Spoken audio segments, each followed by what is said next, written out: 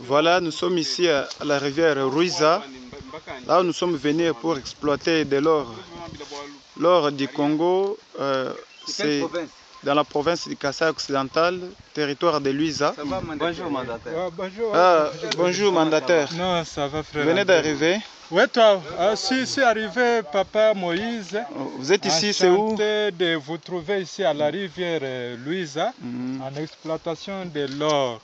Et c'est facile d'arriver ici? Non, non, non, nous avons peiné, j'ai fait le pied, je ne sais, à 5 km pour atteindre la rivière Luiza.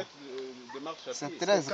Mais regardez même ce que nous mangeons. Filme ici, Moïse. Oui, il y a des chenilles. Ça, c'est ce qu'on appelle les chenilles. C'est ce que nous consommons comme nourriture vraiment. Et puis ça a un goût amer. On supporte, les autres les prennent, ils souffrent les maux de ventre, tout ça. Et on ne sait pas vraiment bien s'en sortir. Serge mange aussi ça. Hein? En ordre. On appelle ça, je ne sais, malanga ou c'est quel genre de chenille? Magogia. Oui, oui. Macaque. Oui, on appelle ça c'est macaca. Turunga. Oui, oui, ça on appelle ça c'est turunga. Ça on appelle ça turunga. Quoi? On appelle ça quoi? Ça on appelle turunga. C'est toujours les chenilles. Ça c'est le nom des chenilles. Les madouilles. On appelle ça aussi dans notre langue les madouilles. Ça notre nourriture de Kassaïen. En tout cas, mes chers amis, comme je vous le disais, je suis dans la forêt ici dans le Kasaï occidental, le long de la rivière Ruiza. Nous avons la drague qui est là-bas. Hein? Tu tournes au drague. La drague qui est là-bas. Les machinistes sont là. Vous pouvez voir notre plongeur est là-bas qu'on a fait des pêchés de Kananga. Nous sommes venus venir faire l'exploitation semi-industrielle de l'or à Lévionnaire. Vous voyez souvent, on a l'habitude de croire qu'ici en Afrique, l'or se ramasse. On part, on ramasse l'or et les gens vous disent ils ont 50 kilos, 30 kilos. Mais je peux vous confirmer, vous dire que ça ne se ramasse pas. C'est un travail très très difficile. Vous voyez tous ces gens, regardez l'enfant, il a les polos troués, il est très difficile. Il vit vraiment dans la souffrance. Et on vit dans la forêt ici. Hein? Pour vivre ici, c'est vraiment très difficile, mes chers amis. Derrière nous, il n'y a pas de maison. Hein? C'est la forêt. Papa Nico, on est avec Papa Nico. Oui. Il est le directeur des ressources humaines. C'est lui qui a engagé tout le monde pour ces travaux. Donc, je vais les laisser parler. Passer un message là-bas aux gens là en Belgique, en France, en Suisse, aux États-Unis, au Canada. On va vous suivre là. En tout cas, notre président Dada Ntumba Serge nous a apporté la drague, mais il y a le matériel qui nous manque. Il nous faut hors-bord, il nous faut bateau, il faut encore renforcer d'autres machines de grande capacité, 8 pouces, voire même 12. En tout cas, renforcer encore le pirogue de bois que nous avions ici en Belgique, M. Ntumba, s'il y a encore des pirogues qu'il faut remplacer. Non, il faut des bateaux normaux. Ça, ce sont des histoires locaux. En tout cas, je vois là-bas la drague. J'ai engagé 2 machinistes. Il y a Kabou Drague, de Mbujimaï. Nous avons encore Kasikito et aussi de Mbujimaï. Nous avons un casabouleur qui était à Chikapa, Kananga. Il a frappé aussi Mbujimaï. Il est là calé des talents. À son côté, il y a un ex-militaire Kadoko, le chétif, celui qui est en train de trier l'or. En même temps, il y a Vital. Vital est originaire de cette rivière Riza. Nous avons le mandataire, il y a le DG Papa David qui nettoie la face. Il peut aussi passer un mot, il peut aussi parler. Directeur général. Papa David souffre beaucoup, je vois.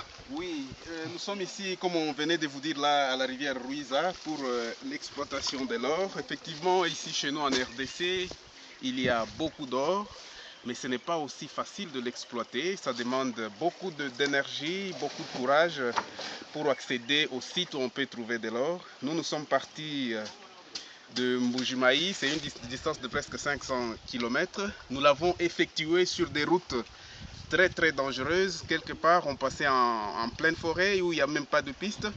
Nous avons forcé parce qu'il y a la volonté, et comme on est très sûr qu'il y a ce minerai d'or à cet endroit, nous nous sommes fait cette peine-là pour arriver jusqu'ici, fournir des efforts, exploiter cet or, l'expédier là où on peut les travailler. Mais effectivement, nous avons de l'or chez nous. Ce qui nous manque, ce sont le moyen, le matériel. Alors, si vous disposez des matériels, nous vous demandons de nous les amener jusqu'ici, nous fournir des moyens nécessaires, mais aussi nous laisser suffisamment de temps. Parce que l'or ne se ramasse pas. L'or se creuse, que ce soit dans la rivière ou sur des montagnes. Ça demande du temps, ça demande de l'énergie. Si on est patient, on va arriver à des bons résultats. Nous sommes conscients qu'il y aura de très bons résultats ici. Mais donnez-nous de moyens, donnez-nous du temps pour que nous puissions parvenir à exploiter ce minerai-là. Nous avons besoin de moyens de transport, comme des véhicules 4x4. Nous avons aussi besoin des motos grosses, parce qu'après les trajets en véhicule, nous empruntons des pistes où on ne peut pas rouler en véhicule. Il nous faudra des motos. Mais pour le moment, faute de mieux, nous avons fait le pied. On a parcouru une distance de presque 13 km à pied pour arriver à cet endroit. Il est vraiment difficile de faire ces 13 km chaque jour, aller-retour pour retourner au village. Raison pour laquelle nous avons érigé notre quartier général dans cette forêt où nous n'avons même pas de maison, où il n'y a même pas de huttes. Donc nous avons besoin qu'on puisse nous fournir des tentes modernes où on peut venir habiter, installer notre campement ici et commencer à exploiter de l'or. Ici sur place, il y a des gens pleins de courage, pleins de volonté pour travailler afin d'exploiter ces minéraux. Mais il nous faudra un coup de main, nous donner les moyens nécessaires, alors vous aurez aussi tout ce dont vous avez besoin. La quantité, ne vous en faites pas. Nos rivières, nos montagnes regorgent des potentialités, beaucoup de minéraux, mais il nous faudra du travail. Et ce travail ne peut pas se faire sans moyens. Voilà pourquoi nous lançons un cri vers vous qui possédez des moyens et qui avez aussi besoin de ces minéraux d'or, de ces minéraux de diamants.